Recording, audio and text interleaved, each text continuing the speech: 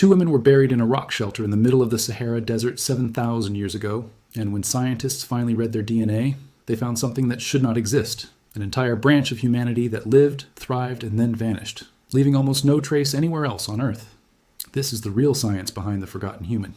Population scientists just found hiding inside ancient bones, a people who disappeared so completely that nothing alive today matches them. The discovery happened at a place called the Takarkori Rock Shelter, tucked into the Tadrart Akakas Mountains of southwestern Libya, deep inside what is now one of the driest, most hostile landscapes on the entire planet. But 7,000 years ago, this exact same patch of desert looked nothing like it does today. Scientists call this period the African Humid Period, a stretch of time between roughly 14,500 and 5,000 years ago, when the Sahara was not a desert at all, but a sprawling green savanna dotted with lakes, rivers, and grasslands capable of supporting entire communities of herders and their cattle. Archaeologists sometimes call this entire vanished era the Green Sahara, and the contrast between that lush, ancient landscape and the scorched, lifeless dunes covering the same coordinates today is almost impossible to fully picture. If you cannot picture the Sahara covered in grass and water, smash that like button right now, because the genetic mystery buried underneath that vanished landscape gets even stranger. Archaeologists excavating Takarkori had already found something remarkable on the surface. The graves of 15 women and children buried there over a span stretching from roughly 8,900 to 4,800 years ago. Among them were two especially well-preserved individuals, naturally mummified by the desert's dry conditions long before any embalming technique existed, with enough surviving genetic material that researchers led by geneticist Nada Salem at the Max Planck Institute could finally attempt something nobody had managed before, sequencing whole genomes from people who lived during the Green Sahara itself. Extracting usable ancient DNA from remains this old is an extraordinarily delicate task, requiring specialized laboratory protocols just to avoid contaminating the samples with modern genetic material. And the team specifically targeted tooth and bone fragments using hybridization techniques capable of pulling out over 1 million distinct genetic markers from genomes that had spent 7,000 years slowly decaying inside the hot, dry rock shelter. Subscribe now if the idea of natural mummies preserving readable DNA for 7 millennia sounds like something out of a science fiction story, because this is very real, peer-reviewed science. What they found, published in the journal Nature, overturned decades of assumptions about how humans moved through and settled North Africa. These two women carried a genetic signature that did not closely match any population living today, anywhere on Earth. Their ancestry traced back to a lineage that split away from sub-Saharan African populations roughly 50,000 years ago. Around the same time, modern humans were first spreading out of Africa into the rest of the world. But instead of mixing and merging, the way most human populations eventually do, this particular North African lineage stayed remarkably, almost stubbornly isolated for tens of thousands of years, tucked away while the rest of humanity scattered, interbred, and reshaped itself across multiple continents. Here is where the discovery becomes genuinely startling. Researchers compared the Takarkori genomes against the genetic profile of 15,000-year-old foragers previously discovered in Tafaralt Cave in Morocco, a population already known to carry an unusual ancient signature of its own and associated with a distinctive stone tool tradition called the Ibero-Maurutian. The two groups turned out to be closely related, both representing branches of the same deeply isolated North African lineage, a lineage that, despite surviving for tens of thousands of years and clearly being capable of long-distance trade and cultural exchange, shows almost no detectable genetic mixing with the much larger sub-Saharan African populations living just across the very same continent. Bioarchaeologist Christopher Stoyanovsky, reviewing the findings independently, noted that the genetic data also pointed toward a moderately large population size with no real evidence of inbreeding, which only deepens the puzzle, since a healthy, sizable population with no inbreeding problems should logically have had plenty of opportunity to mix genetically with its neighbors, and yet apparently chose, or was somehow prevented from, doing so for tens of thousands of years. Like and subscribe if you are struggling to imagine how an entire ancient people could stay genetically separate for that long while living on the same landmass as everyone else, because scientists are wrestling with that exact question too. Perhaps the strangest twist involves Neanderthals. Scientists already know that humans who left Africa for Europe and Asia eventually interbred with Neanderthals, picking up small amounts of Neanderthal DNA that many people outside Africa still carry today. The Takarkori individuals also carried traces of Neanderthal ancestry, definitively proving they did have some genetic contact with populations from outside the African continent at some point in their history. But the amount was startlingly specific roughly 10 times less Neanderthal DNA than populations living in Europe or the Levant today, yet still noticeably more than is found in contemporary sub-Saharan African populations. It is a genetic fingerprint that sits in an oddly precise middle zone, evidence of just enough contact with the outside world to leave a faint trace, but nowhere near enough contact to actually merge this population's identity into anyone else's.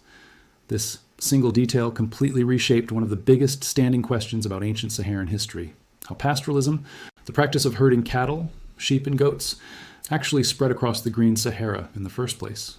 For years, many archaeologists assumed that herding techniques arrived through migration, herders physically moving in from the Near East, bringing both their domesticated animals and their own genes with them as they settled new territory. The Takakori genomes tell a completely different story. If herding techniques had truly arrived through large-scale migration, the DNA of the people practicing it should show clear genetic mixing with outside populations.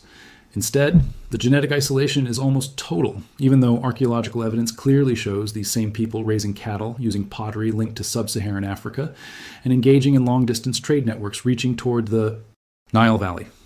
Subscribe if you're starting to realize this means an entire technology, the herding lifestyle itself, spread purely through culture and shared knowledge, passed from group to group without the people themselves ever genetically blending together. Senior researcher Savino de Lernia summarized this beautifully, explaining that these ancient North Africans were isolated in strictly genetic terms, but never isolated. Culturally, since archaeological evidence reveals extensive networks of contact and exchange running across multiple regions of the continent. People could trade pottery, share farming knowledge, and exchange ideas about animal husbandry across enormous distances, all while remaining, on a purely biological level, remarkably separate from their neighbors for tens of thousands of years. That is an extraordinarily rare pattern in human history, and one that forces scientists to rethink the simple assumption that new technologies and new genes always spread together as a single package. Eventually, climate did what isolation alone could not. As the African humid period ended and the Sahara began drying back into true desert around 5,000 years ago, this once thriving green landscape became uninhabitable, forcing populations to migrate, scatter, or simply vanish as distinct communities entirely. The pure, isolated Takakori lineage itself effectively disappeared as a standalone population, but its genetic legacy did not vanish completely. Traces of this ancient North African ancestry persist today, quietly diluted but still detectable, woven into the genomes of modern North African populations, who descend, in part, from people who once thrived in a Sahara most of us only know today as the largest hot desert on the planet. This is not an isolated case either. Almost identical genetic detective work, half a world away in southwestern China's Yunnan province, has uncovered a strikingly similar story. Researchers analyzing genome data from over 100 ancient individuals identified a previously unrecognized 7,100-year-old woman nicknamed Xingyi after the archaeological site where she was found, whose genome turned out to be as genetically distinct from modern East Asians as a 40,000-year-old individual discovered separately near Beijing. Her so-called Xingyi ancestry split away from other Asian populations at least 40,000 years ago, and apparently persisted in genetic isolation for tens of thousands of years, protected by Yunnan's famously rugged, mountainous terrain, eventually contributing meaningfully to the genetic ancestry of modern Tibetan populations without ever being recognized in the physical, skeletal record until this exact study identified it. Scientists have a specific term for discoveries like these, calling them ghost lineages, ghost populations, whose genetic fingerprints survive clearly inside descendant DNA, even when their physical remains were never found, or were only just recently uncovered for the very first time. It is not a supernatural concept at all, despite how the word ghost makes it sound. It simply means geneticists noticed that the patterns inside modern or ancient DNA did not add up correctly, unless some unknown ancestral population, one nobody had previously documented, must have existed and contributed genetic material into later groups. The mathematics of inheritance demanded an extra contributor that the existing fossil record alone could not explain. The same way a family tree with mismatched proportions tells a careful observer that an unrecorded ancestor must be missing from the chart entirely. Geneticists do not claim to detect these populations directly through some mystical process. They infer them mathematically, the same rigorous way a detective might infer a missing suspect purely from the pattern of evidence left behind at a scene long before ever actually finding that person. These ghost populations are turning up again and again as ancient DNA technology keeps improving. Researchers studying West African genomes have identified traces of yet another mysterious, still unidentified ancient hominin lineage, contributing between roughly 2 and 19% of certain Individuals' genetic ancestry, a population that apparently split from the human family tree even earlier than Neanderthals did, leaving behind a genetic signature with no matching fossil anyone has ever recovered. Other teams, studying deeper ancestry, have proposed an even older ghost group, often called the super archaics, who diverged from the rest of humanity, somewhere between 2.2 and 1.8 million years ago, long before Homo erectus had even spread across Africa and Asia.